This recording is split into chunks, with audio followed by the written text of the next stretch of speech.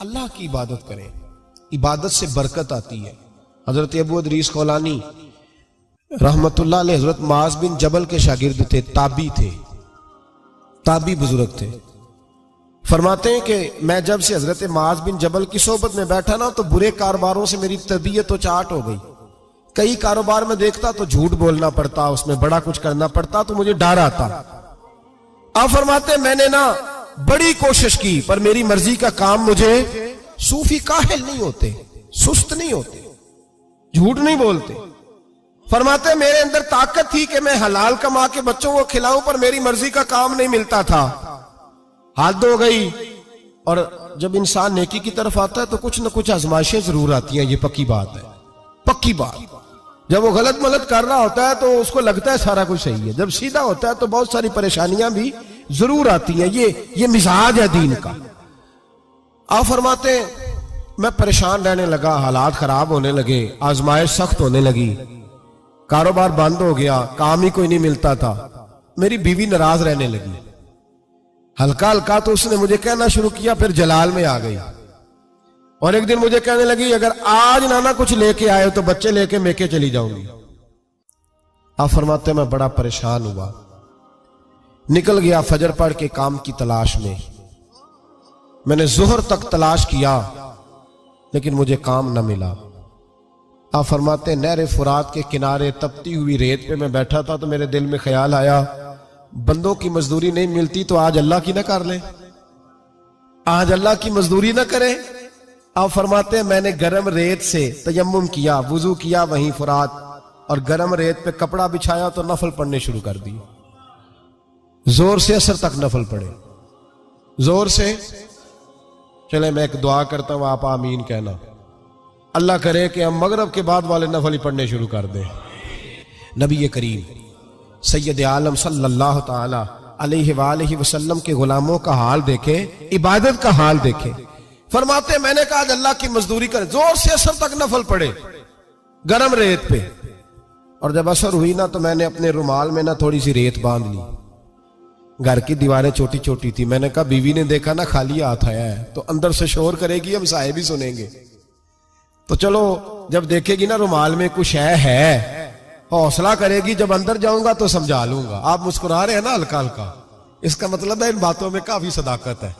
पुराने बुजुर्ग कर गए तो इसका मतलब यह है कि इनमें बहरहाल काफी हद तक सदाकत है। ये शोर होते रहते।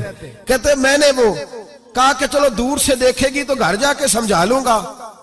आप फरमाते पहले मेरी बीवी दरवाजे पे बैठी रहती थी, बच्चे बैठे रहते थे, मुंतजिर होते थे कि कुछ लेके आए, घर में फाका होता। आज मैं गया तो शोर ही कोई नहीं, कोई शय नजर ना आई।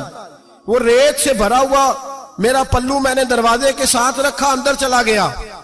बीवी को आवाज दी कहां हो? कहने लगी मुंह हाथ धो लो, मैं रोटी लेके आई। तो हद हो गई, रोटी किधर से आई?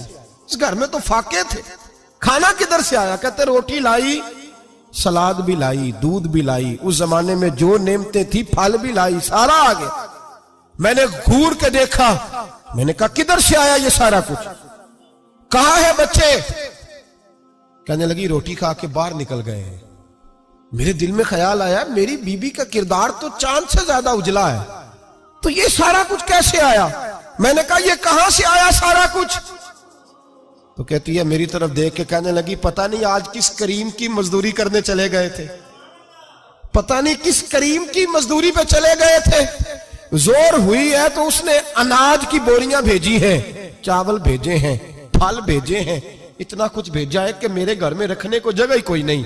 ये कहते कहते उठी और कहने लगी पहले ही बड़ा आया था, अब और क्या लाए हो?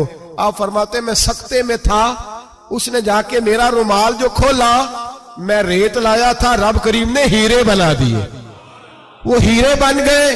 आप फरमाते कहने लगी किस करीम की मजदूरी पे गए थे? फरमाते मैं उठा और कच्ची जमीन पे सर सजदे में रखा। मैंने कहा मालिक मैं सारी जिंदगी दुनिया राजी करता रहा, लोगों के दरवाजों पे खड़ा रहा, ताल्लुकात बनाकर थोड़ी सी रोजी के लिए जद्दोजहद करता रहा, धुतकारा गया, सताया गया। मौला मैं तो तेरे दरवाजे पे आज आया हूं, पूरी दिहाड़ी भी नहीं लगाई, जोर से असर ड्यूटी की है, अल्लाह तेरी थोड़ी मजदूरी का इतना अजर मिलता है, खुदाया तो इतना नवाजता है। फरमाया अल्लाह मैं मेहनत भी करूंगा, काम भी करूंगा, लेकिन दुनिया की मजदूरी थोड़ी करूंगा, मालिक तेरी इबादत ज्यादा करूंगा। भाई याद रखो, हम सारी जिंदगी लोग कब्रों में चले गए, मस्जिद नहीं आए। कब्रों में अलहाकुमुत तकासुर हत्ता ज़ुरतुमुल मकाबिर, कब्र में जाने का टाइम आया, लोगों की नमाजें पढ़ दी गई, पर लोगों ने नमाजें शुरू नहीं की। नमाजें पढ़ दी गई, कहीं ले जाओ, शादी का मौका है तो वो कराची जाने को तैयार है, लेकिन चंद फरलांग पे मस्जिद है, मस्जिद जाने को तैयार है। अल्लाह के वली की अलामत है, वो इबादत गुजार होता है।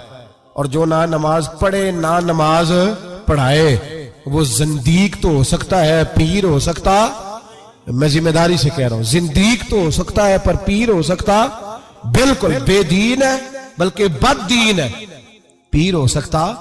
इसलिए कि अल्लाह के वली की अलामत यह है कि उसके चेहरे पर इबादत की रोशनी होती है, तकवे का हुस्न होता है, तकवे का, परहेजगारी का नूर होता है। अल्लाह के बंदे तौबा करने वाले, इबादत करने वाले, रोजे रखने वाले, रुकू करने वाले, सुजूद करने वाले,